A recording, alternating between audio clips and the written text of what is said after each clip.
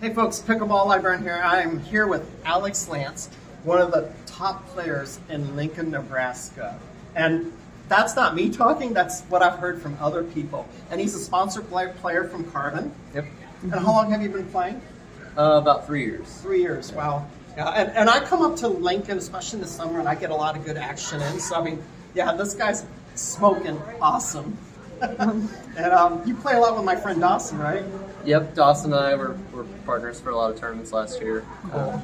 Had some good results. And I think we have an interview with Dawson somewhere in the archive. So one time you're at Peterson Park. Yep. And you met some guy who was like moving you around, right? Yep. Tell us the story.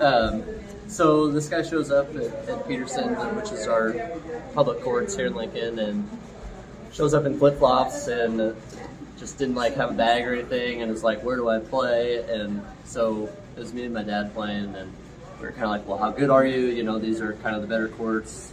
And he's like, oh, I'm pretty good. So we let him play with us, and he kept his flip-flops on, comes out, and pretty much just kicks my ass for a few games. And we're like, what the hell, who is this guy? And was doing all kinds of like crazy lobs, and you could tell he was a very good player. So then about a few weeks ago, we were talking to Joel about this. So we're like, well, who's that? And Joel was telling us, you know, he's like this kind of shorter, skinny guy, and we're like, well, that sounds a lot like the guy we played. And we're like, well, what's his name? And his name is Timothy Nelson.